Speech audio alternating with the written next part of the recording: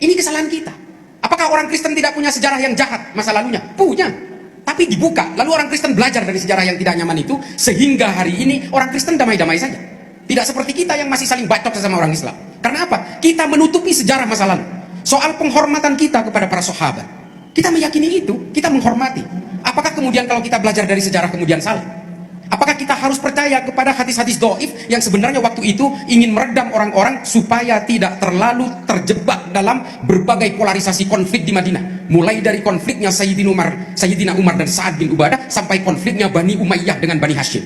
Banyak sekali hadis dhaif keluar yang meminta semua sejarah-sejarah kejahatan itu ditutupi. Sehingga apa? Kita tidak pernah belajar. Saya sudah mengatakan itu di Tuban. Pak, kalau saya menyembunyikan beberapa nama dari sejarah yang tidak nyaman, iya, saya akan sembunyikan.